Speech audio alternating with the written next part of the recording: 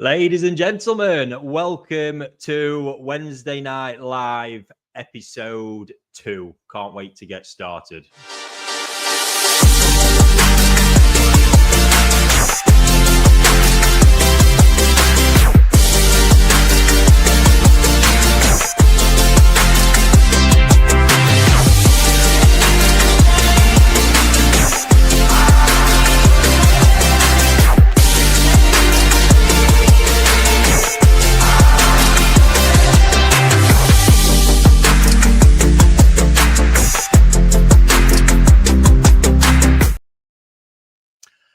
So, how are you all doing? I hope you are well. My God, I don't know how I made it on tonight. About 3-4 o'clock this afternoon, I can't remember when. My head was thumping.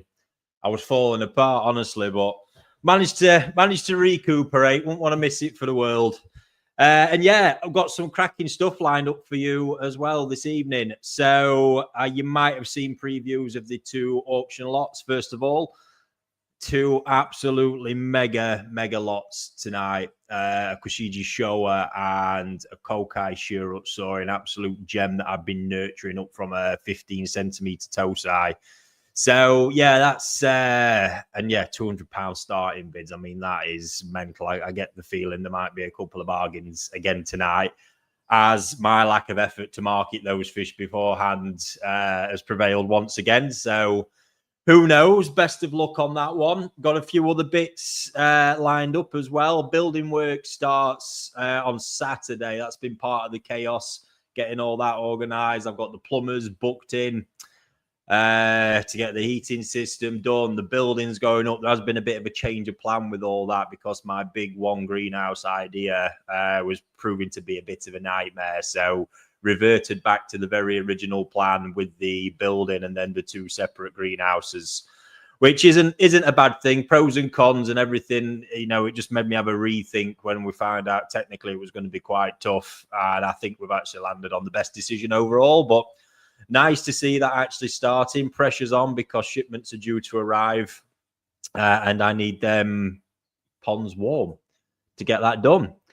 I've got some information tonight on a NND calendars I've got available, and also a prize draw that we've got going on, paid competition for a Dainichi Yellow Monkey that includes growing with me. Wow. Proper ones as well, individual pieces out of the auction, the highest level they've got available.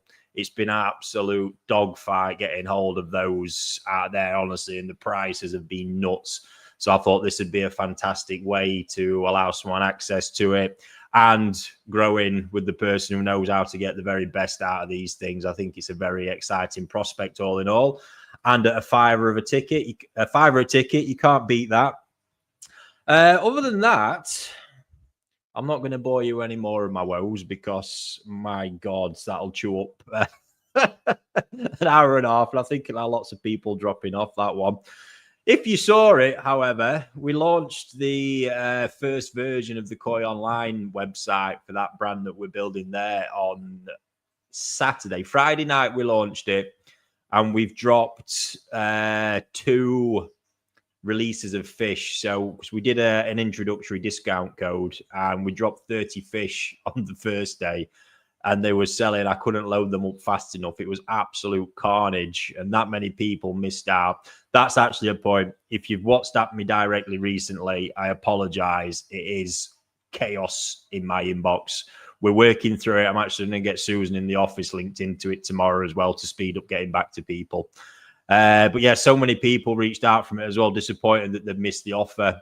Then we loaded up 30 more on the Monday and they were selling even quicker. I've just never in my life seen anything like it. It was madness. So thank you first and foremost to everybody. It was just truly incredible to see it, quite overwhelming to be honest. And yes, we are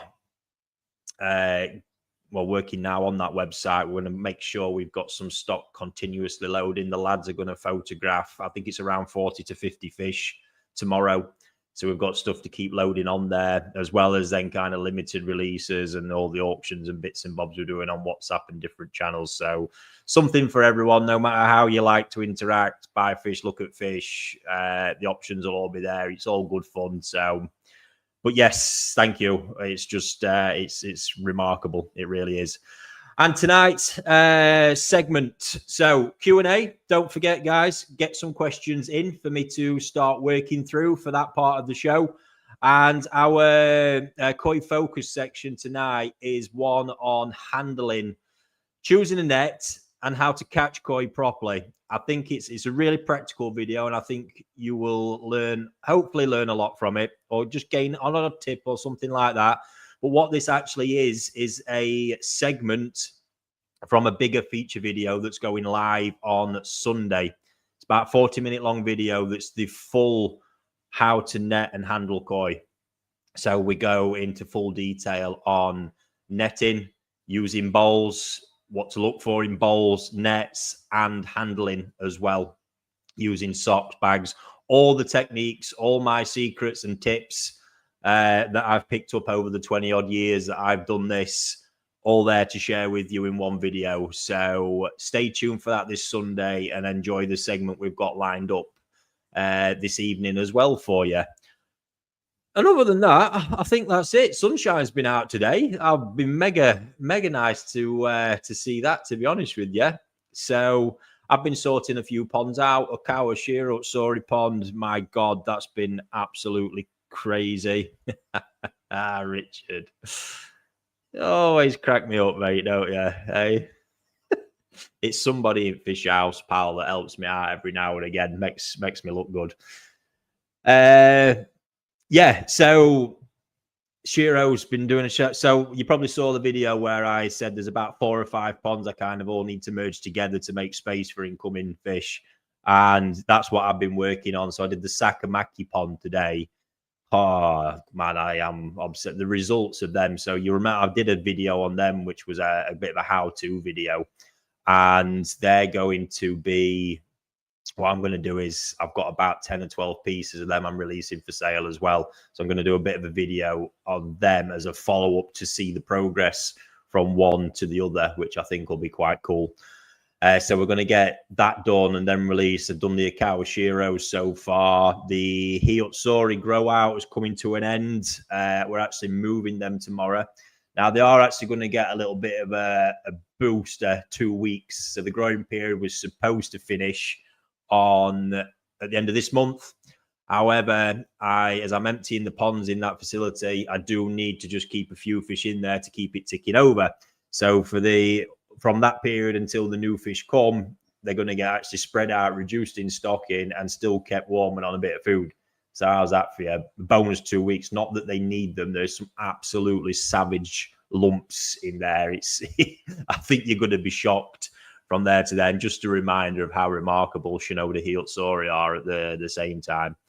I did my Asagi pond as well. Oh, God. Honestly, you'd never seen anybody so obsessed with that variety. But it's literally from day one. I remember my dad's first Japan trip in 2000. So I just got into koi and I asked him, that was the variety I asked him for. I said, Dad, get me some Asagis. And he actually got 3 from Marido. Remember them so well. They were great pieces. And it's been with me ever since that one. But you've probably seen it. I had this batch from Otsuka. And it's the first time I've had them as an individual batch in the 20-odd years that I've been doing this. Just not something he has. Once in between that period, I got him to do me a separated mix of Akamatsuba and Asagi, but there wasn't super large amount of Asagi in it. So it's been phenomenal. But the results out of that 1,200-gallon pond, if any of you out there have seen the videos, you know how crazy this is, that at harvest the other day, there were 35 to 42 cm with, I think, 52 fish in there altogether. And it did inspire me. I'm not going to lie, because I think this variety needs to be celebrated for how important it is in the overall world of koi. If you look at just what the big part that they play, you know, the big part they've played in the creation of golden corn have been the base of the shunku. they're so vital in so many things like that you might not actually know and consider. So, and the Otsuka line, the characteristics, you know, with this Otafuku face, it's called, the big chubby cheeks, they're just so imposing and fantastic and not the easiest to get. So what I've decided to do, because of the quantity of them that I had and the level that they're at, and again, you'll have to sit tight on this till the video drops with all the information, I'm actually going to do a very limited Asagi grow out at a super price for what they are. And that's going to be a growing period till the end of April. So it's roughly going to be about 3 months, taking them from where they are to, so they're going to be pretty big Nisai at that point as well. I think that's going to be amazing. And then I'm going to actually get them all photographed at the end and judged in Japan by the man himself. And we're going to dish out a few prizes for it. I think it's going to be epic. So, yeah, quite cool, really. And there we go. Plenty to do, plenty to be on with. It's all exciting stuff. Right, I should spend a couple of minutes to see who's in the house. Feel free, and please do get us loaded up with some questions for me to get through for the question time segments. So many people in again, and it was amazing last week. We just tipped, on average, it was around 280 people, and tipped over 300 a couple of times.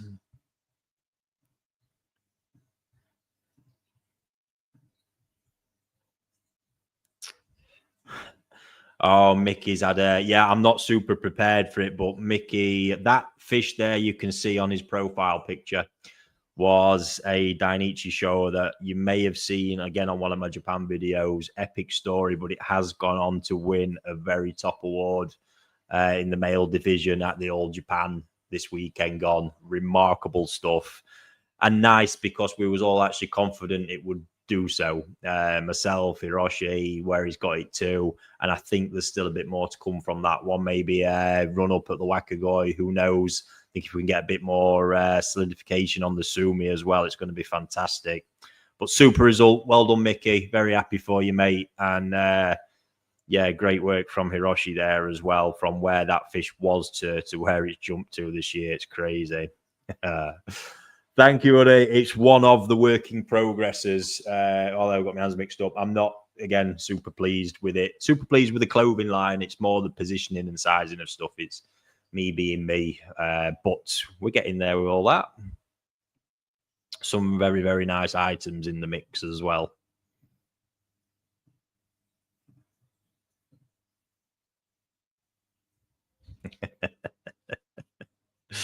Should never, ever stop with the effort, Craig. Rule number 1. Never get lazy. Oh, morning, Susan. Different part of the world. Oh, my God. And honestly, if I get one more person ask me about buying fish over in the States, I might have to send the potato farmer out there to see what he can get done, to be honest. If he's watching now, I'd be punching screen.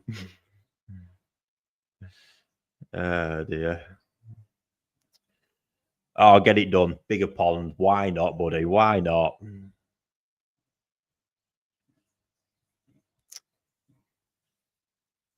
So many people tuning in. Remarkable to see. Right, I'll leave those there, guys. And I think we've got a fair few questions in. Feel free to keep them coming, guys. And yeah, I think it's about time to get started with some question time.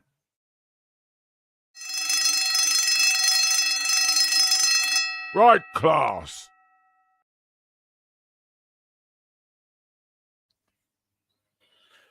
Right, let's see where we're at in the question list. There we go. First one. Hi, Ricky. Question. I recently purchased an Evolution Aqua Dechlorinator like you have. Do you have any others you use? No, they're the main ones that I use pretty much on each pond, some multiplied up. It's a really high grade of carbon that tends to be used in them, and you get the positioning right on them. For me, they do a fantastic job. It really will depend on your water and where you're at, they're not always the perfect solution, but I like them. To me, it kind of mitigates risk a little bit. But we are also looking at putting a more centralized system in as well. We want to do both overall, but I think they're great. I think they're super convenient as well. And out there in the grand scheme of things, you know, a lot of people, and trust me, from my shop days working in the shop, so many people never used to have dechlorinators. And I think for how easy, cost effective and convenient they are, they're fantastic to get people getting one, just to clip them on the hose pipe. Superb. Away we go, and long lasting as well for the majority of people. Not so much for me. Dean, where's the link to the new website? You've caught me out there, Dean. It's koionline.co.uk anyway. I think .com. I can't remember which we set it up on now. But any links that you need are all in the description below. WhatsApp groups, website and all what. I'll get that updated. There's also links to the NND calendars and Yellow Monkey prize draw, but we will speak about those in a little bit. But anything we ever need will always be in that description.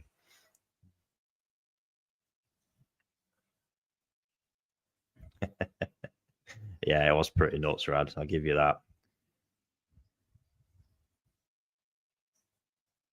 Okay, bear with me, guys. I'm just trying to filter them out. Oh, here we go.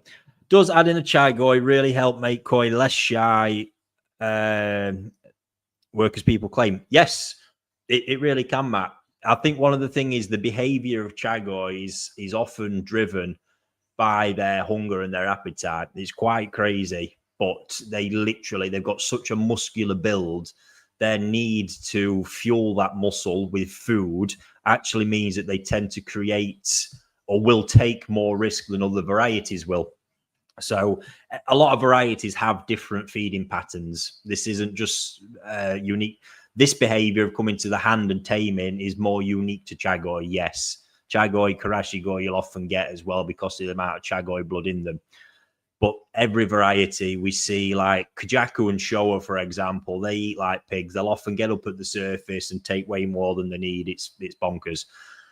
And then you get Kohaku and Sankey. They're quite scatty feeders. They'll come up, take a couple of pellets, go down, and that's their kind of behavior like that, which you have to watch.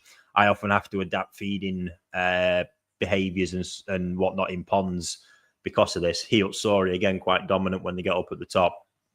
And when you've got a mix of fish, this can have a huge impact. But overall, Chagoi is driven by their need to fuel the muscle in their body. So it's quite as simple as that. So it just means they will naturally take more risks and be, you know, where others are afraid, they won't be. And it can then absolutely calm the pack down as well. It's quite remarkable. Really small ones, maybe often not so much, but the bigger they get, the more of an impact that they have.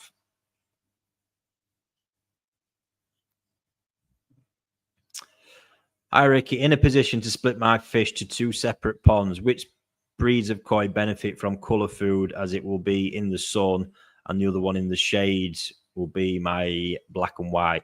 Yeah, good shout there, Paul. So anything really kind of heavily sumi based, and where you want to work on the sumi, I would say in your shaded pond 100% because of the impacts more and more I'm seeing UV has on sumi. And then, yeah, 100%, you know, Kohaku, Sankey, heavily Benny, where Benny plays a big part in the variety in the pond with more light and more colour food, 100%. Fantastic for you that you're in that position. It's amazing when you can start working like this because you really get the best out of varieties as well.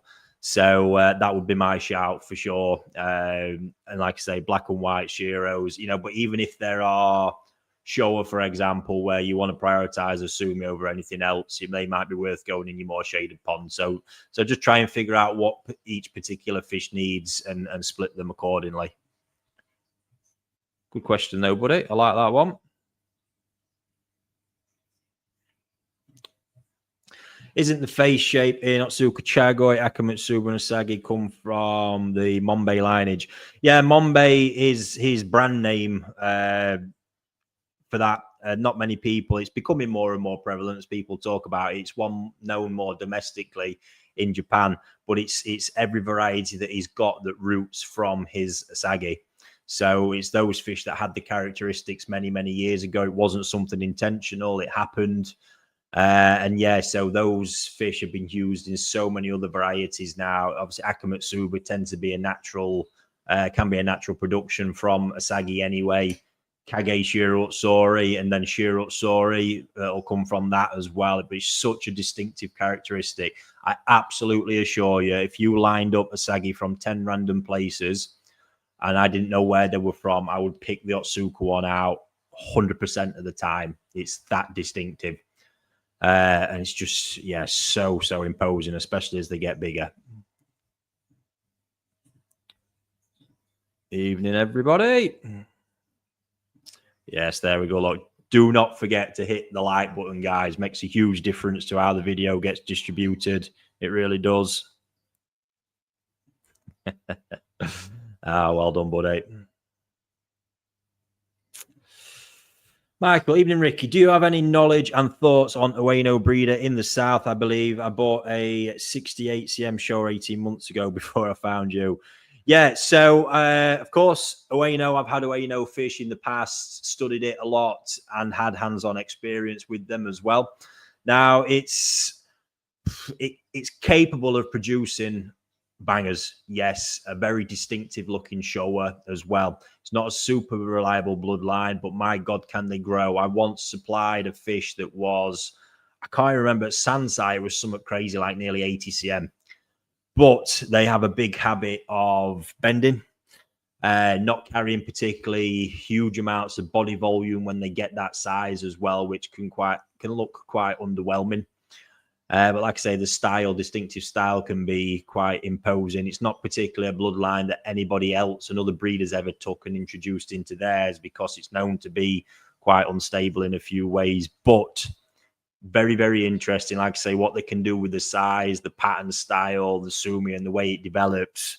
I do like all of that. It's just one of those ones out there that, again, it can pull a fish out of the bag every now and again, but not one that I particularly, push for and strive for all the time. It's one of, if I could get a batch, I'd probably have them without a doubt, but it's not one I kind of push for and go mad for every year for them reasons, to be honest with you. And awareness of it's not actually the easiest. He's right down in the Kyushu area, Kumamoto. It's so far away from everything down there near Okawa as well. But yeah, I'd probably say that it's interesting. It's got some quirks to it for sure, and it is capable of great things, but that's not going to happen very often. But yeah, nice one. Not something that Ueno's not even really crossed my mind for a long time there. So nice question, that, Mike. Alan, good evening. Marcus, good evening.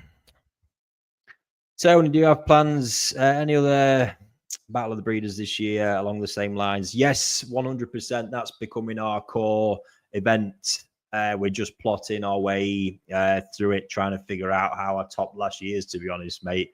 As you know, I said it would be difficult, and I've got some ideas. I'm just working at the minute to see if they can actually be executed. So stay tuned on that one.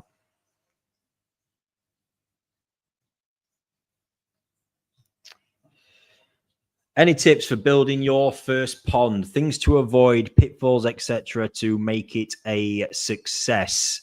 Yes, bottom drain, 100%. Unless it really can't be done, I would suggest going gravity fed. Decides, obviously, filtration is going to be a huge part of this, but really try. I know it can be hard, especially if you're starting out in the hobby, but try and think what you want to do with the pond.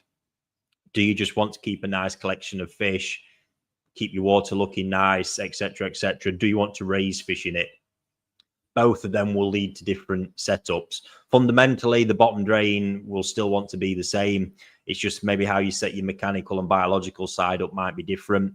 I personally would like to go with separated mechanical and biological. You can look along the lines of drums, regardless of what I think. I know they're popular with you guys, so that, but my thing with that is go for the best brands available.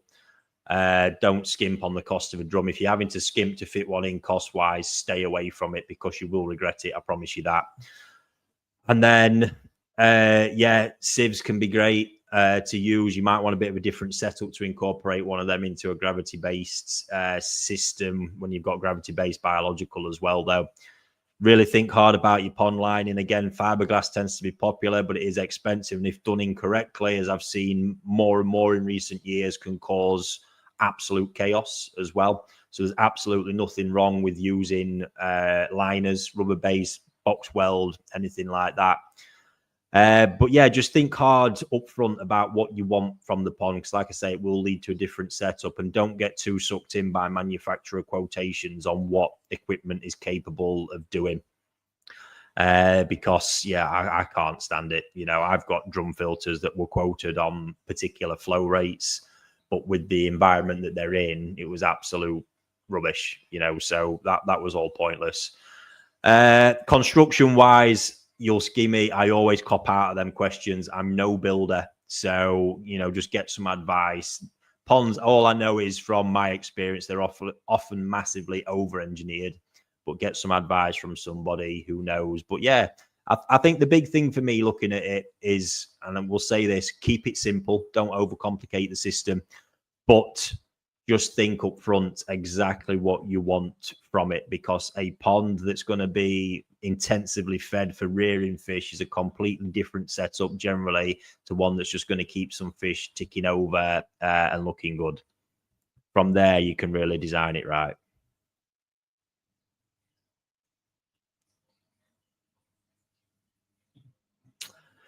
Hi, Ricky. How much do you increase the feed per time to build up the filters? Would you say a 25% increase be okay? Yeah, that seems a bit heavy for me. I don't really know it in percentages, but generally I might like up it across. So on some of the feeders, when I'm, because it does differ actually with this, I forget the name now, JBL feeders, the jump on them when you're increasing the bars can be quite a lot. So what I tend to do on mine is basically increase it. I go through the feed cycle and do one, miss one. So I leave one as it is, and then I increase one and go through that cycle like that. Then I leave that a week, and then I go through and do the other lot if the pond looks like it's done okay with it. Where I go from there, then if it's one of my Japanese feeders, I might go in, and depending on how I know the pond's doing or how much I can see, you know, how low the food is and maybe how much it needs to go up, I might increase it 2 seconds per feed or a second per feed and do that across the lot. Because it's so granular, I can do that then quite easily. But yeah, 25% in one jump is probably going to be too much. I think you want to be much more fractional than that. But what you can do is, you know, do that, give it a few days. If everything looks all right, give it a little increase again. But don't do too many of them little increases as well, because you could quickly, maybe over a week, do 25%, and that might make your system sweat. Also, the water temperature will have a big impact on this. You know, the closer you are to 25, the more you can get away with, because your filter bacteria cycles so quickly that often you might not even see the blip unless you really do overdo it. Evening, Terry.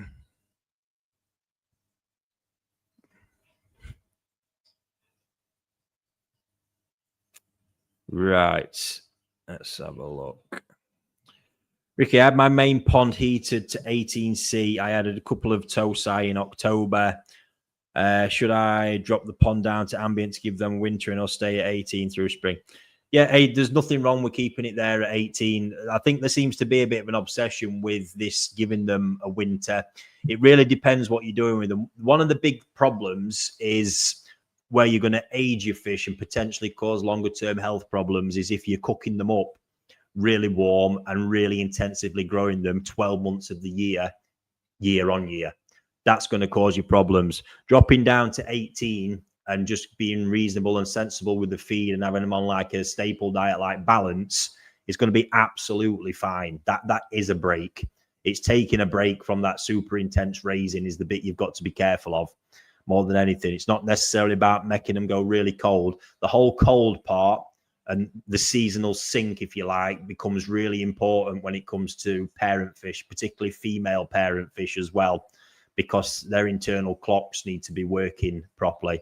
And you can kind of trick them out of that when you're keeping it warm all the time. But as a hobbyist, if you're keeping it around that 18, you're just going to mitigate so many other problems from happening. Great temperature, systems, everything's ticking over nicely. Fantastic. I've got a couple of ponds sat at 18 at the minute. They're just on bare minimal, couple of hand feeds a day.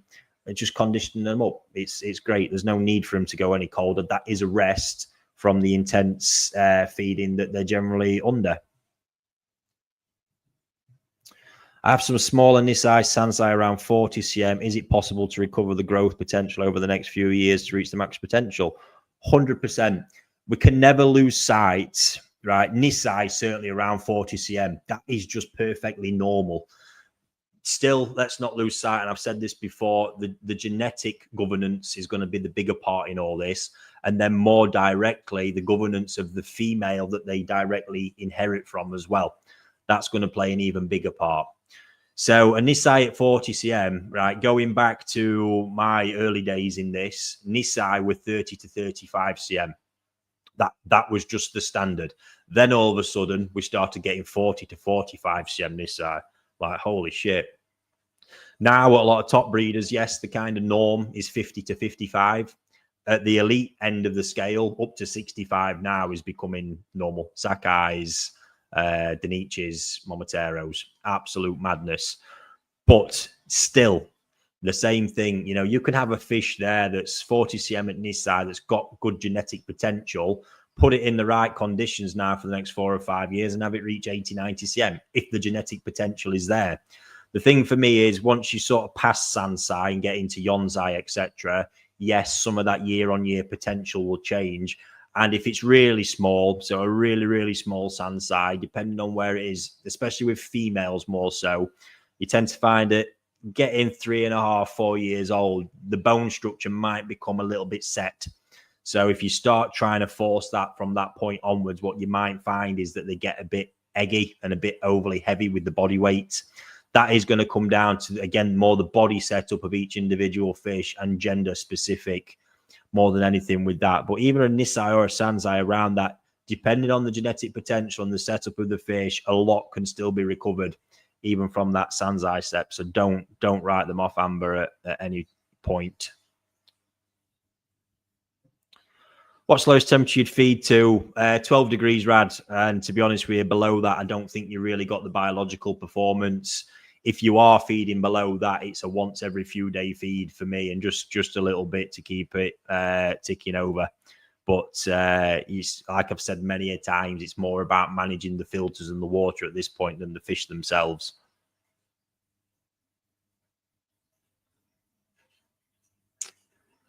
Ron, sorry, it's a two-part question. Is it possible to treat flukes with salt in the pond? 100%.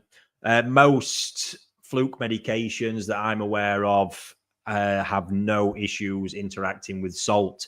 The one chemical you really need to watch with salt is formaldehyde in its base form on its own when there's a certain degree of salt in the pond. Other than that, in most instances, you're absolutely fine.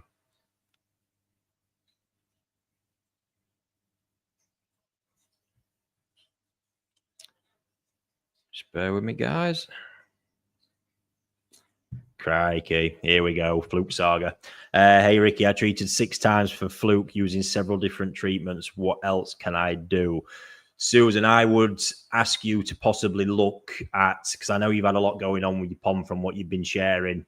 If they're on the road to recovery, is this still more a bit of a secondary problem from the illness and everything that they've been suffering? I mean, what kind of quantities of flukes are actually reoccurring? If it's just a few all the time, it could be that it's still just part of the recovery from where they're at. I don't know what treatments you've used either, unfortunately, to really get into that one. But I'd just like you to consider that because in the case of the pond that we're going to be sharing the documentary of soon, the reoccurring parasites there were 100% a secondary problem to the main bacterial issue that was going on. So trying to get rid of them until we got rid of the main problem was just never going to happen. Hi, Ricky, do you have any experience, and if yes, an opinion on Awaza pond pads? No, I had them shown to me when they were just about to come out, released. Never actually got round to trying them. I think this is the interesting thing, isn't it? You know, ultimately, unless somebody's really confident they want to throw something at me, I'm not going to go buying something for the sake of it unless I think it's going to have an absolutely huge beneficial impact, like my new toy that's coming tomorrow at long last. You see my face light up with that one. 10 o'clock in the morning, the install's getting done. I cannot wait. Hopefully to see what I think, for it to do what I think it's going to do. But no, pom pads, unfortunately not. Race, I can't share any information on that. Crikey, yeah. So I'm not seeing them stick with this yet. You might, if dealers have been using it, bad on them. I've not seen it coming out of Dainichi directly. But yes, I mean, last year, well, not even last year, right? So when I was there on my last trip, I was told they got Yellow Monkey available. Fantastic. Went in the fish house.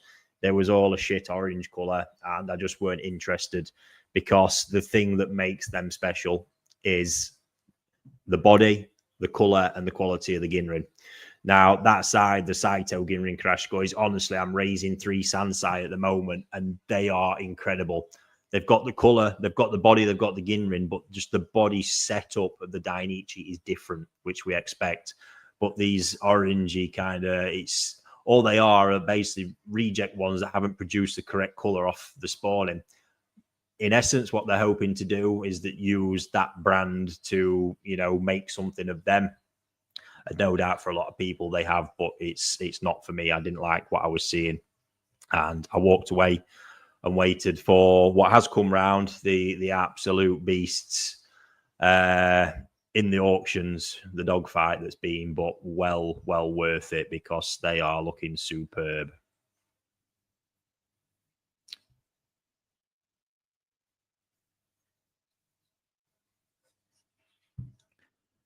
No, I've got no thoughts on those. I've not even heard of them, seen of them. There we go. There's not too much. I think I mentioned this last week. Pierces my bubble, and it's not like I'm actively looking. The only thing I'm ever actively looking for is solutions to problems that I know can give me a boost, an advantage, or really kick something on. And that is, again, what my new toy tomorrow is all about. Other than that, like in that sense, there's nothing I feel like I need to fix. So I'm not out there actively looking, unless somebody, you know, throws it at me. I'm going to be the worst person to ask most of the time. Right, so it's not the best way. I mean, potassium permanganate dosing can be fantastic for removing organics. Other than that, unfortunately, really increasing the amount of water that you pass through, water changing, which I'd only advise doing if you are absolutely confident that water is well dechlorinated and not contaminated with heavy metals. Love that. Average pH. So out the tap, we're around 6 to 7. Mine probably generally run about 3 to 4, because it's very hard in the intense ponds to actually get that up any higher at that point, to be honest.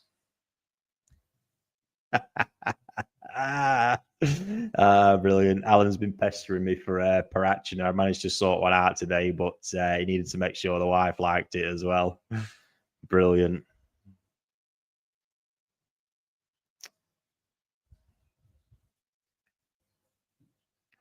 What are the biggest benefits of a shower? So yeah, it's really, it's a nice way to get a lot of biological capacity into a space. Certainly if your ground space is very limited. So you've got that, but the biggest one for me is if you can get the flow rate over them properly, you are getting the degassing effect, which I believe is the biggest impact, because you're getting nitrogen off, you're getting all kinds, certainly carbon dioxide as well, get it all gone and out into the atmosphere. That's one of the biggest things, but a lot of people don't run the flow rates big enough, I think, to get that, and you've got to make sure you get the airflow designed properly on it. And obviously they can help with oxygenation as well. However, I really have tested that a lot. And with me oxygen, I've got a big probe set up, crazy thing. And yeah, testing around returns and bits like that, and not actually seeing any direct benefit from it either. Yes, there we go, ladies and gents. So I didn't realize how much time had gone then. We're going to call that the end of question time this week. What I should update you on the bits and bobs first before we move into the Koi Focus section. So, two bits we've got going on. NND calendars. I've got a limited amount of. I released the first lot on our WhatsApp group. The first 50 went straight away. I do keep a reserve supply just in case, but I think all the orders have been processed now for that. So I think there's about 15 or 16 left available. I've got a few pictures to share with you in a minute if you're not seeing them. They look fantastic. They do, however, reveal some of my stash every year. And one of the beastly koakus I now have swimming around at HQ took center stage, which is quite nice. They are $19.95 plus postage. I think the postage is about £6 something. There is a link in the description that takes you directly to the payment page for that to get one ordered, and they are here so we can get them out straight away. So if you bear with me a second, I will show you. I'm going to vanish for a moment. I'll show you all the different pages on there. Just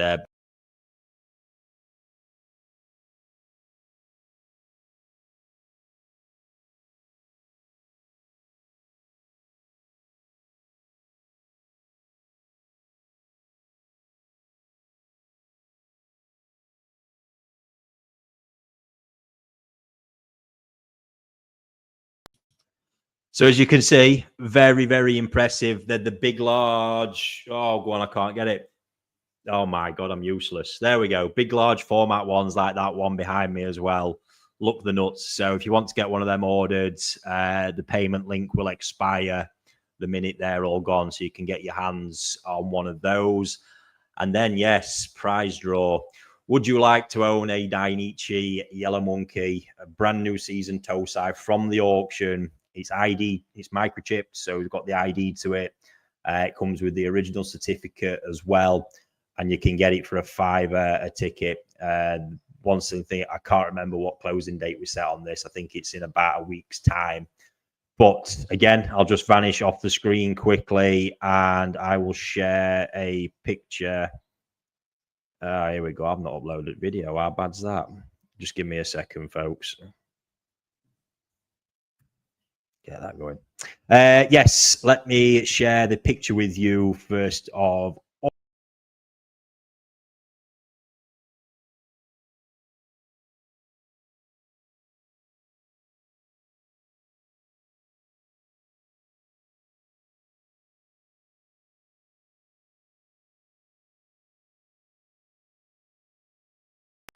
As you can see, that is an absolute beast. They are packing. The color is amazing, absolutely banging. It's got everything going for it. But what's also included with that is the growing with me until October this year. So it's going to take it from that 25 cm fish, and I will guarantee you that will be 50 at the very least. And yeah, I'm more than likely quite a bit beyond it. You can see there, look at the color, structure. These things really are just nuts. And demand for them is wilder than ever this year. It's crazy. Big, big money. To give you an idea, these generally on general sale, as it stands from the auction I got this from, are around £1,500 to £2,000 per piece. Crazy, crazy stuff. So link to that one is in the description as well. If you want to get yourself a ticket, $5 a go. Yeah, absolutely banging that one. So there we are. That's them bits. And I think now it's time to move to our next segment of Koi Focus, ladies and gents.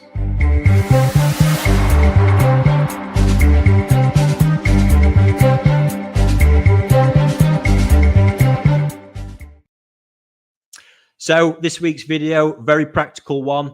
Remember, this is a segment taken from the full video that's going to drop on Sunday. I think you're going to love it. Literally all of my tips and advice from all my experience on netting and handling koi correctly and getting the right equipment. But for now, enjoy this bit. It's a little taster of what's to come.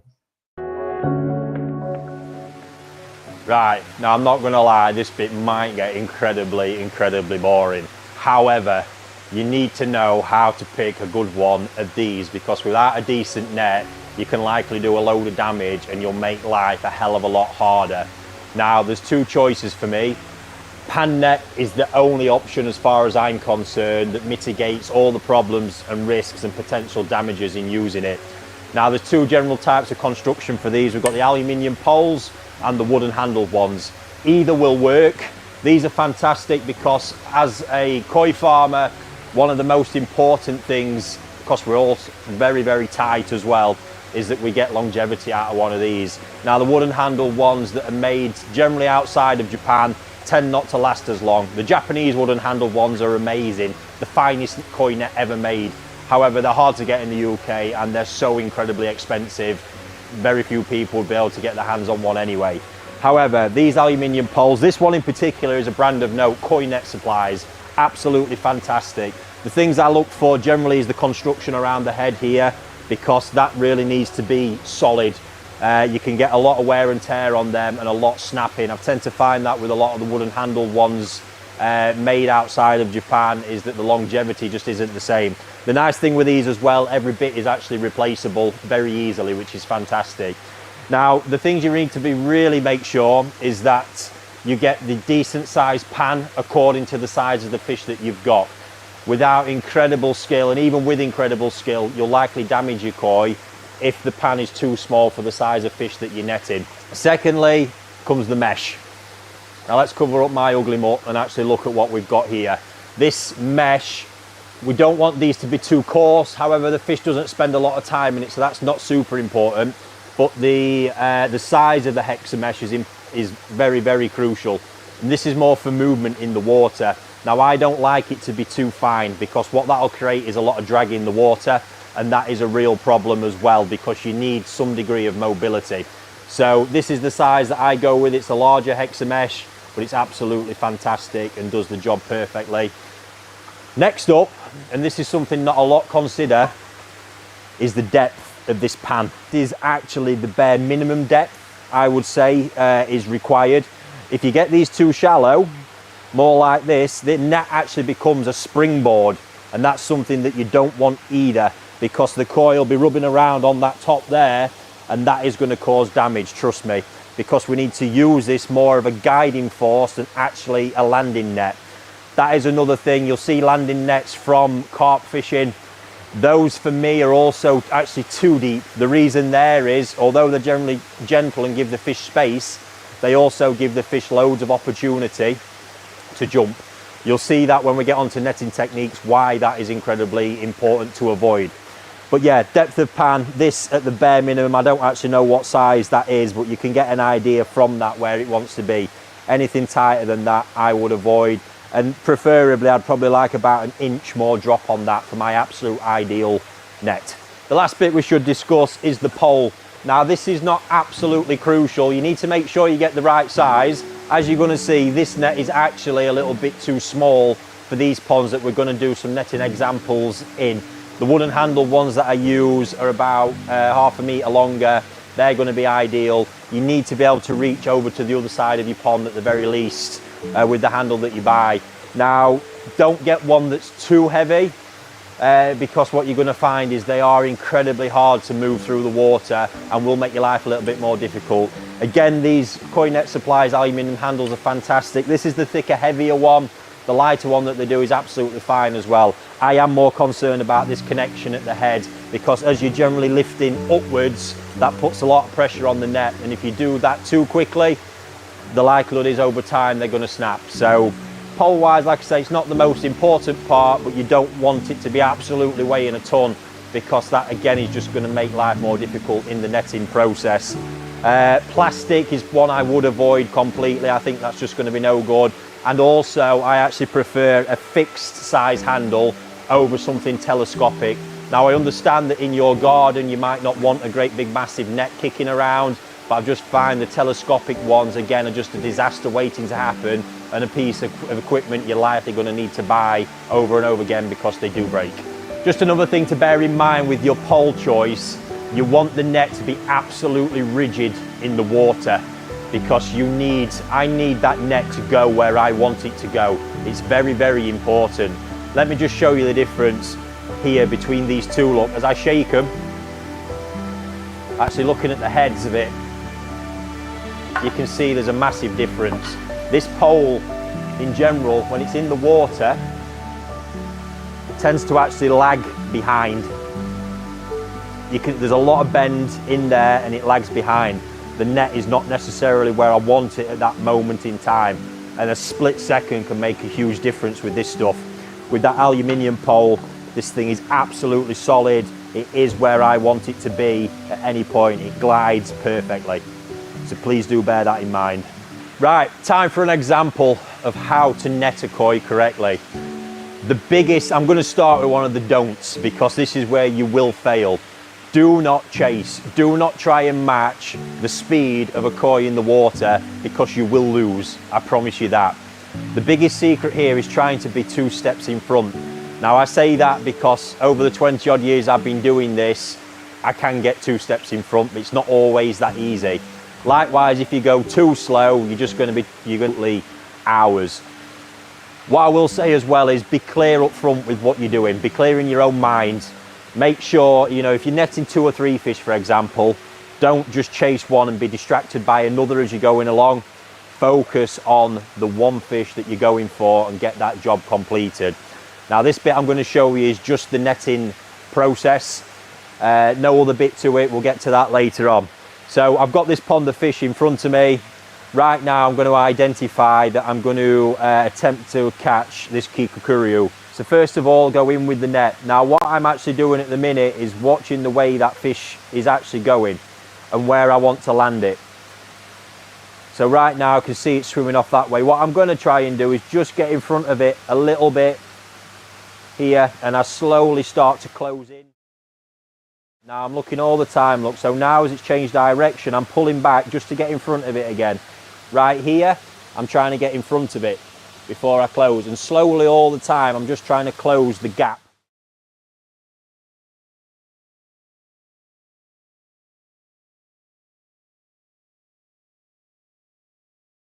If you look at the angle of my net, it's almost vertical in the water, because what that's doing is as I close in here, it's giving me the opportunity. You see the fish now in the bottom end of my pan. Look at the angle I've got on my net and where the fish's head is. That was quite awkward where it's just gone. So I'm trying to keep the fish at this angle, just in case if that fish decides to jump, I've got the rest of the pan of the net here, so it's only going to jump into the top of the pan. If I'm completely flat like this coming up, the fish has got the advantage here. It's got every opportunity just to jump off that net, and we've got to go again. Always try and keep the angle on my net the opposite direction to the way the fish's head's facing. So right now, look, I've got that absolutely spot on. If we change that angle and it starts to come this way, I may want to twist and go that way. But that's the general premise of actually netting the fish up. Now, that fish was right there. Let's repeat that process again with another fish till it really sinks in. You'll also tend to find that you'll have a favoured side in this as well if you're left or right-handed. One will just feel more natural. In this case, there's an asagi there. Now, they are known to be nuts. And I'm just trying to get out in front again and be a step in front of it, 2 steps if I can, on where it's going. Now, here it is, look. Look at that angle on my net again. Now, trapping them against the wall can be quite useful, but it also can be dangerous. But if you look right now where I've got it, we're slowly coming up. Look at the angle I've got on my net. Look where I'm trying to keep the head. Right now, how I'm holding it, look. So if that fish jumps, I'm in control of the situation. And right now, from this position where we're at, is the perfect position to then move this towards a bowl or towards the sock. But I've got the right tool, and that makes the job a hell of a lot easier. So that right there is my definitive guide to netting and handling koi. Practice does make perfect with this stuff. What I don't recommend is practicing by thinking, all right, I'm going to go and catch all my fish just for the sake of it. It is a process. You should only do it when required and keep netting and bowling to a minimum at all times, because it is a stress event. However, when you're doing it, you want to make it the less amount of stress possible. And hopefully by getting the right equipment and using the techniques I've taught you today, you can get to that point. Don't take any unnecessary risks. Do what you're most comfortable with. The bit at the end, the handling, it's amazing to see and it is an art form, but if you're not comfortable, please, please don't do it and stick to using a sock or a bag. Thanks for watching. How was that for you folks? Yes, there you go. So full video this weekend. I think you'll enjoy it, especially getting into the kind of bowling, socking and handling part as well. Loads and loads of tips on there for that one. So Mickey, it didn't actually take that many takes. There were a few glitches on that, mind. We had a bit of a microphone issue. Yeah, I keep Aaron on his toes, bless him, but there we go. And Susan now knows what she's been doing wrong.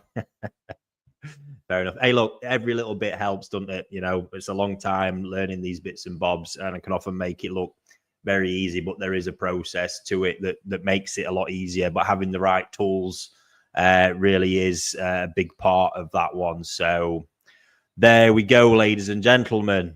So I think it's time to get the auction bits loaded up. Got a bit of feedback from the process last week. You see, I had you down as being quite calm, Mickey. We're telling me that you're a chase around and getting stressed, mate. I can't see it. Can't believe it. Yes. Anyway, let's get loaded up, and it is now time for maybe everybody's favorite part. Who knows? The most expensive part of the show. Anyway, time for the live auction. On the roll of aluminum here, what are you selling now? Get 25, get 10, get 5. Somebody get $5 here. On the aluminum here, what do you get 5 too? And $2 a 3. You gotta be 3 to bid, 3 short. So I'm always looking to take on feedback, and yeah, everyone's generally quite happy with it all last week. Just 2 bits I generally need to remind you of because of how we used to do this way back when we started it all. Your bid on the screen is final. There's no additional charges on top of your final bid, apart from optional extras such as overwintering or growing if it's specified on the listing page. Shipping wise, we don't charge that all up front unless you want to ship it straight away. If you do, we will be asking you a fair few questions about where your pond's at, because a lot of these fish are in heated water, not always heated particularly warm, but even at 12 degrees, that could be a lot warmer than you are if you're unheated. We don't want any disasters. So shipping, yes, you can get multiple fish in one box as well. So what we'll be doing, if you're overwintering with us, when it comes round to shipping time, we'll be in touch to make sure where your pond's at, and we'll sort the shipping out at that point. So yeah, I hope that answers all the questions on that bit. The one takeaway from last week is what I'm going to do from the minute we kick the auction off tonight. I'm going to set a timer, and I've just got 2 listings. I'm going to do 10 minutes per listing. And when the buzzer goes off, I will go with the final bid that I see on there on my screen. That is, don't forget, there is a bit of a lag. I don't know where it sits. I'm guessing it's around 30 to 60 seconds from you probably posting it to me getting to see it, somewhere in that region. So bear that in mind if you're trying to do a top snipe.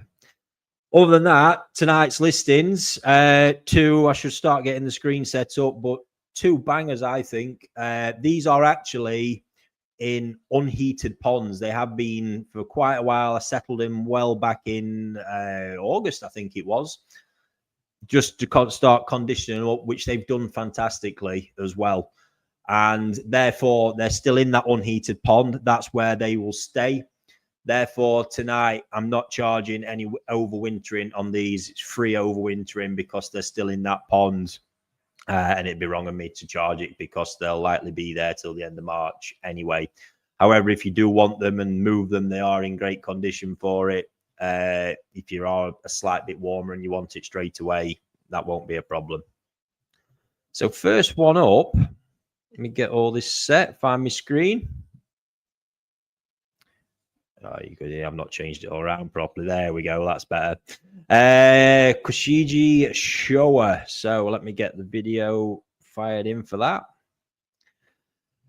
So this is a piece, I've not super pushed this. So we're 47 cm Sansai and male now, not forgetting that Kushiji Showas aren't massive growers anyway. In fact, you know what? Before I get waffling on about it, I'm going to get the timer started.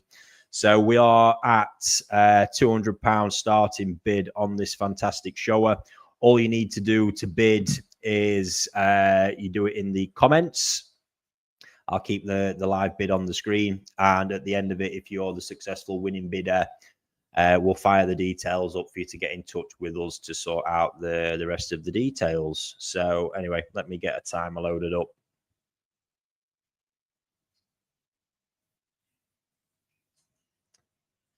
There it is, ladies and gents. 10 minutes on that one. If you're setting your clocks, that is now underway and bidding is opened. Also, a reminder that there's payment options on all the invoices that we send out for these. So there's full PayPal, Klarna, every type of card imaginable, apart from Tesco Club Card points. They tend to decline when you try one of those. There you go. So, yes. Daz is straight in there, look. This Kushiji Showa, I've raised it from a small toe size. It always looked fantastic. I think it still looks fantastic now. What you've got here is a super stable piece. So, oh, sorry, guys. Bid increments. I'm not going to need them right now anyway, but bid increments are a tenner on this one. Dave shot straight up to 300 there. Yeah, £10 increments. Yeah, Kushiji Showa, this type of sumi is incredibly stable. So the only change I think you're going to see on this is possibly on the head sumi. But even in saying that, if you actually look with this type of sumi, crisis is... oh, God. Yeah, this type of sumi is there. It's deep-rooted in the skin. This comes from... the Dainichi side of this bloodline. Really do. And mind you, Sekiguchi has this trait as well, to be honest. But I guarantee you this positioning of that sumi will not change in the slightest. So what you see there is what you get. Even on the head, you can see where the underlying is. All this is going to be a process from here on in for this fish to develop and thicken that underlying sumi. And you can see in areas that it is. The areas where it is fully developed is actually where the sumi sits on the beni, because the beni acts as like a buffer and brings it up closer to the surface of the skin. So, Luke, no, I'm not sort of the position of the bidding, mate. To be honest, I've had far more bigger things going on, and you've just reminded me of it as well, and it's upset me again.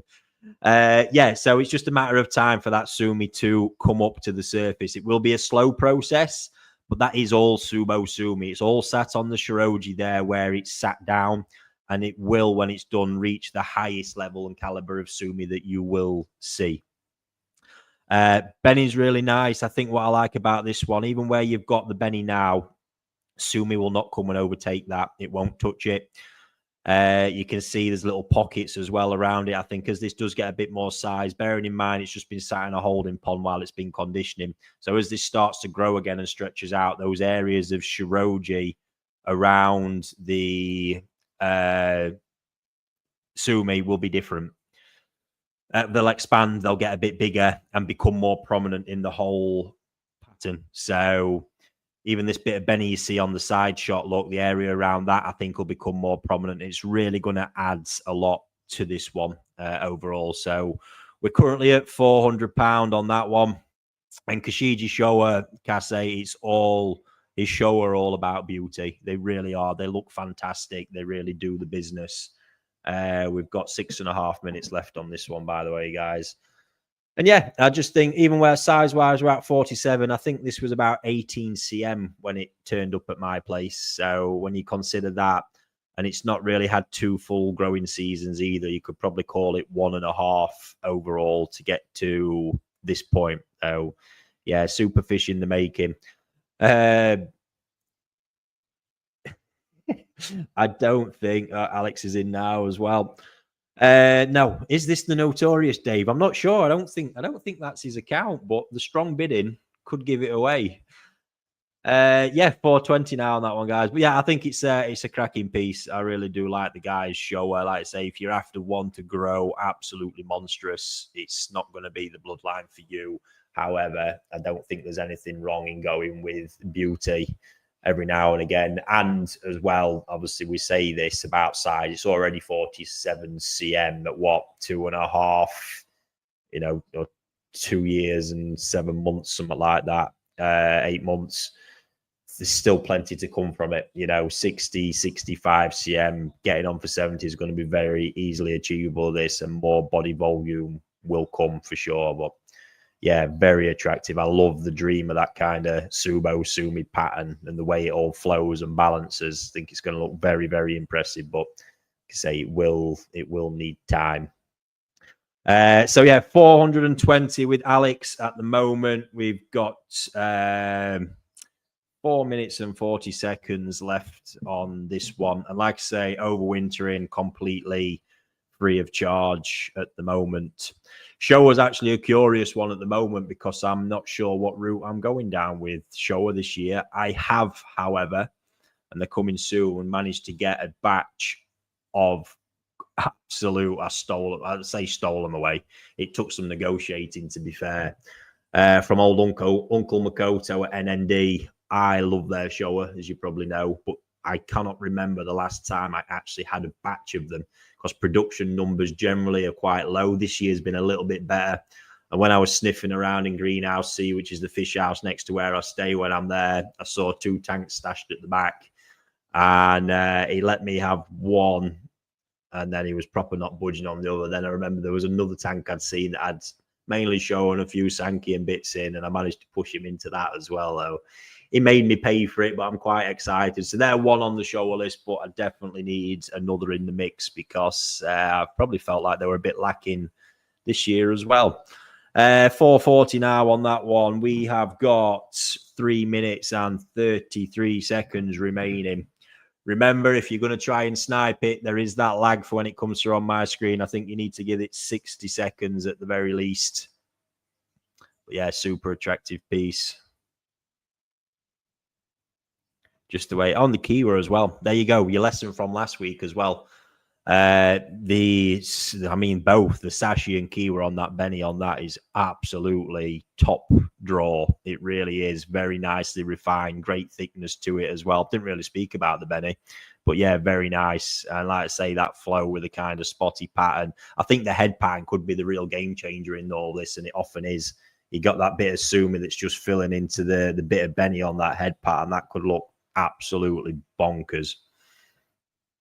So 440, remember £10 increments, guys. We are getting on for just 2.5 minutes left on this one.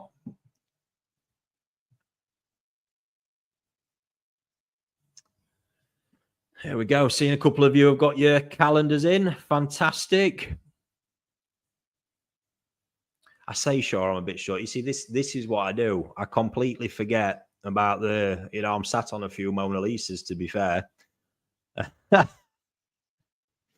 Remember, if you ever message me and ask me for something and I say no, ask me again and then again until my brain actually kicks in. Yeah, funny. Pierre showed up. Pierre's the new Dave, to be honest with you. Absolutely loving the enthusiasm at the minute. He's about on par with buying fish at the rate I do. But we're now at 480 on that one. We've got 1:50 left. Remember, completely free, keeping on this one till the end of March as well. Doing fantastic, actually, to say that's just completely ambient, looking in really, really top nick, doing well in there at the same time. It's the Shiro that is up next as well has been in the same pond. I've literally just left them there, doing the thing, getting the conditioning up as I wanted to. This one had really strong kind of yellow vibes coming out the growing pond from the colour food, but you can see now it's done really well. It's cleaning up a lot and will continue to improve as well. We are getting on for the last minute now. We're at 480. Is anybody going to take us up to 500? I think it's well worth that on that one. No additional charges. Remember, what you pay, what you put on the screen is what you will pay. And it's all handled directly with me now. 45 seconds left.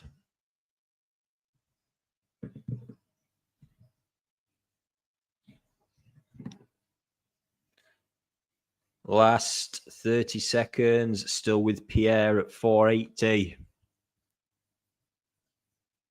I'll hear that horrible timer of mine go off in a moment. God, it's horrible. I should change it really to something a bit more pleasant.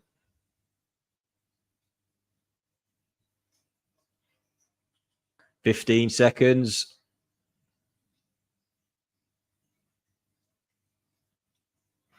Got to say as well, if I'll say it in a minute, last 5 seconds, look like Pierre's got this one.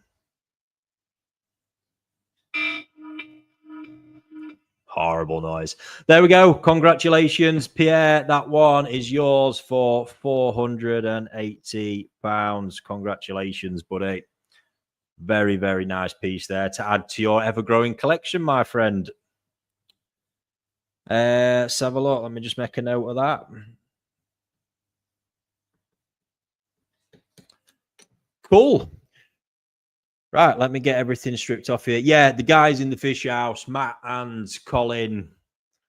Honestly, I'm pushing them guys so hard at the minute just to get fish photographed and to keep listening, to keep up. And they are doing an amazing job pumping out fantastic standards as well and maintaining it.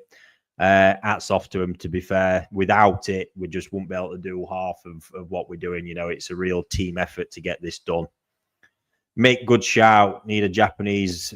There we go. In fact, let me just bear with me a second, look, because I'm sure they did load me something up, but it's just quite difficult to find all the different bits on the screen. There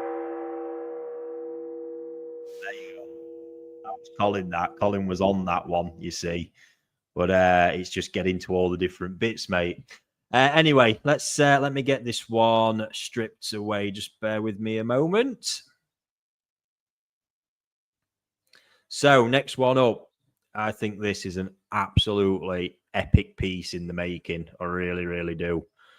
I've gambled on this one, popping it at a 200 start bid, to be honest with you. I think it's more than worth a 500 start for the quality level of this and being female as well. Let's get the video rolling. Right, what I'm going to do, I'm going to get the timer going, ladies and gents, and then we will get having a chat about the fish. There we are, 10 minutes. We are on the clock. So, Kokai, not one. Oh my God, look at the mistake I've made there. David, yes, 450 cm. It's absolutely phenomenal value for money. Well spotted, guys. 50 cm this one. 50 cm female. Kokai is a little gem stuck really out of the way. He produces a few cool things. Shiro, he's got a bit of a line for, not big number. In fact, nothing he does is in big numbers. Deutsche Chiba, Goshki. Quite a few bits. We're open there. We're underway, guys. £10 increments again on this one, and no wintering fee. That's included until the end of March. Yeah, so I picked this up in the last batch of Tosai I had from Kokai, and trust me, this was a seriously, I'm going to call it a nothing fish. I think if it was in a mix at the time for not a lot of money, people still wouldn't have bought it. But I really saw something in it, and there's no way I was letting it go. And we've grown it through, and it's turning into the beast that it is now, to be honest with you. It's absolutely superb. Oh, sorry, I missed Paul's bid there. 350. Yes, Susan, timer's running. We're at 8:30. So what we see is a fish itself. When this was a young Tosai, and it was obviously really compact, I think it was about 15 cm when I started growing it. There was no real Shiroji showing. Rooster, we've just put a bid at 320. We're at 350 at the minute with Paul. Yeah, so we had that kind of blue-grey skin where everyone instantly thinks it's going to be too heavily dominated with sumi, but I understand this type of sumi is incredibly similar to the type you've just seen on the Kaze Showa. Incredibly stable. Within reason, what you see is what you get here. And there are a couple of bits. There's a bit on the, as we're looking at the picture on the left-hand side, that's starting to creep into the pattern. And there's a little bit more just a bit further forward on the right-hand side in line with the pec fin that's likely to come up. Paul, I'm just checking with you there. A bit of 490, mate. Hopefully you're doing that and blowing everybody out of the water because it's worth it. But before I stick that on, do you just want to confirm it's not a typo, mate, please? There we go. I thought it was. Worth every penny of that 490, though. I'm not going to lie. If we don't get in that kind of territory, I'm going to be upset. Yeah, incredibly stable sumi. So, and it's going to refine even more. So even on this, as we look at the fish down the right-hand side, where there's that just in front of the dorsal, there's a window within the sumi that will 100% always stay as shiroji. There is no sumi there. What will happen is the sumi will thicken around it, and that will always be a window in that pattern. I absolutely guarantee it. That is what this type of sumi does. It's very, very predictable. It does take time, however, to come up to the surface. You can see it in areas. It's really starting to thicken. And what has come up is incredibly thick and glossy. And that is the kind of level it's going to reach. I think when these other areas I spoke of down just in line with the pec fin and a little bit further down on the side start coming in, it's really going to add a lot more to that pattern as well. But my God, how crisp is that shiroji? More to come from the head at the same time, but everything here is going to stay exactly as it is within reason. You're not going to get any more random sumi come up from anywhere. It's just waiting for them blue-grey areas to develop, but it will take time. There's no rush in this type of sumi. It is, however, more stable in general, so it'll be less affected by temperature changes, by stress and things like that.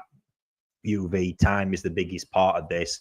It's that blue-grey color at the moment for a reason. It's because it's sat so deep in the skin. That's how it shows, and it has to come up to the surface and form what is that finished sumi, but it's a slow process. It's not like the type of sumi that generally sits more in the top of the skin that can come very rapidly. That can actually go equally as quick in certain circumstances.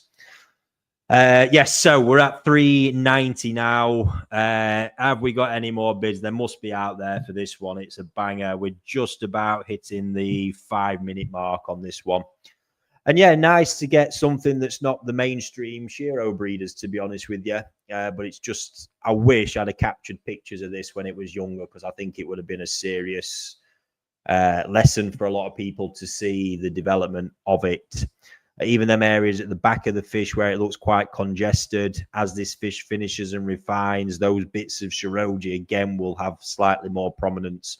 Now, when I say this, it's important to stress that when I say have more prominence, that does rely on the fish growing at a decent pace as well. Because if it doesn't grow at a decent pace, you're not going to get the same level of impact. However, the theory does still remain that will just refine. It's just the increased volume of shiroji in them areas isn't going to be real if you don't get the growth. So, guys, Paul still winning that one at 390. I really do need to fix the way that sits next week. I'm going to have to get the boy on it, and I see what he can do. Really ruining all his visuals there. Just over 4 minutes remaining on this one. Yeah, and the Shirotsuri thing, my God. Honestly, Shirotsuri and Asagi, when I start, I can't seem to stop. And we've just got the things everywhere. I moved another chunk out from the Okawa grow outs today, out into another pond they'll be working through. But it's been a hell of a year for them. I mean, the development, the Okawas especially, just seem to be phenomenal. The quality level across the board is ridiculous. The NNDKs, I were working in a pond opposite them the other day, and I don't know what it was. I stood up on pond wall, looked over at my special Tatigo, and I was just like, holy shit. It's just like they've gone boink all of a sudden, the volume. And if Satch is still watching, he was over doing some work for me the other day, and he'd not seen him in a while, and I think they bowled him over a little bit, to be honest with you. It was absolutely nuts. Just over 3 minutes left, guys. 390. But yeah, just varieties I just absolutely adore. I think with Shiros more than anything, you know, when you get a good one and you get that contrast of the black and white, they're amazing. But I think it's the journey and the challenge more than anything. And there really are fish where I've said it many a times, you can get wins on them because Otsuka himself admitted when he's selling the smaller Sagi, there's potentially a champion sat in there. We just don't know how they're going to develop. Because he has so many, yes, he'll get to know ones that stand out and potentially have a higher potential. There's always them, but there's the ones that come from nothing and really do become something. And that applies to Shirotsuri, Asagi, Golden Corn, Matsukawa Bakis, many of them varieties like that, where for not a lot of money, you can really get something that can become a real standout piece in your collection that by the time you've raised it and developed it, might be something that necessarily couldn't afford to go out and buy. And I think that is part of the fascination with all that for me. 2 minutes. Paul, you are absolutely walking away with this one at the minute, mate. 300. Oh, there we go. Julian's in now. Is this going to hot up in the last couple of minutes? We're at 400 now with Julian on this one. Any reply from you, Paul, on that? Like I say, I think it's well worth 500 quid of anyone's money, a piece like that. Yes, Mickey going to be a stunner. Mickey also robbed a bit of a belter from me this week, out me a cow pond to add to his ever-growing collection as well. That was a result and a half. We're at 1 minute and 30 seconds, £400 with Julian. Are you still there, Paul? Are you in?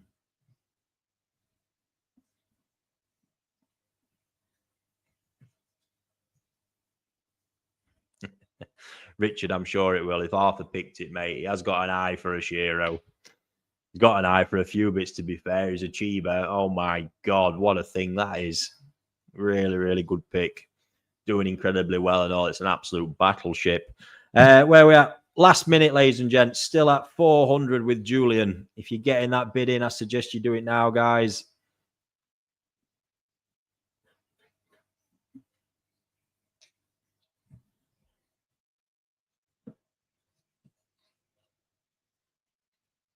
We're at the 40-second mark.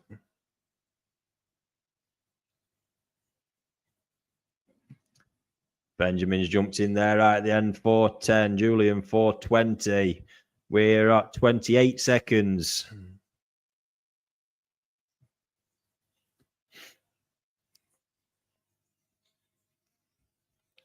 $4:30. We're at 16 seconds now.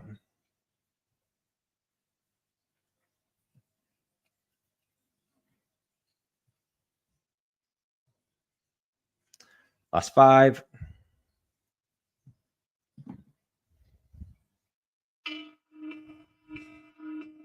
And that's that one, ladies and gentlemen. Benjamin, congratulations. 430 quid. I think that is absolutely phenomenal value for money. Well done. Let me just make a note of that. Amazing. There we go. Thank you very much. And well done on that one. And thank you to everyone that's took part in that. I have actually already picked out next week's fish. It's all done. It's all in the folder. So I'm going to get them shared in advance. Now, what I can tell you, oh, yes, there's a bit of Dainichi magic in there, let me tell you, from my male collection, which I keep forgetting about, to be fair. They're kind of tucked up in a nice pond, all comfy. I enjoy them. I walk past them, check them, and forget that I actually need to start selling a few of them. So, yes, there's one of them lined up in there for sure. And I think we've got a Ginrin Matsukawa Baki from the Saito spawning, which is, a bit of a piece as well, to be honest. Right. Let's get back to normal. There we go. So, how was that for you again this week, ladies and gents? Enjoyed that a great deal myself. I hope you've liked the educational segment in that. Don't forget, you can get yourself a calendar. If you want to get involved in the Dainichi Yellow Monkey, well worth it. You could win it on a single ticket for a £5. That opportunity is there. It's a completely random draw. There is a little question to ask on the page to give the answer to. It's a really easy one, and that question sits in the description on that page as well. God, my throat's drying out. Other than that, I don't think I've missed anything. Really not. Let me just check through everything I've got, folks. No, there we go. Fantastic stuff. When can we expect the calendars? Susan has been sending them out today. I think we actually run out of tubes. The rest are going out tomorrow. Big chunks left, and then the few more will follow. So I think everybody should hopefully get them this week, over the weekend, maybe something like that. Fantastic. Love it. Yeah, there we go. I really think that's everything. I'm racking my eggs. It's been one of them days, ladies and gents. But check out the video on Sunday, the full one. Our last bit of work on the documentary is resuming. We have kind of fell behind a bit because I've had Aaron doing so much on all this stuff and trying to keep content coming to the channel in the meantime. Oh, there you go. Look, it's sorted. It's bonkers. All coming together. I've been working as well. If you've seen the Koi Online video, it's been nice today, actually. One of the next kind of releases of the technology side of stuff we're building as we build out these this online side that I'm really wanting to make an impact on. Been working on some of that today, which is quite cool. It's nice. It's like little Christmas presents when I get these little drops through to test and have a look at. But where I'm eventually going to take this online format, I think you're going to love to make it so slick and polished. So it's all good fun. There'll be some updates coming as well on all the progress up at the farm. And of course, as we harvest the heeled sauries for that grow out, we'll get them done. Yeah, there we go, ladies and gents. Thank you to everybody who's tuned in. Greatly appreciated as always. And I will be back next week. I'll see you then.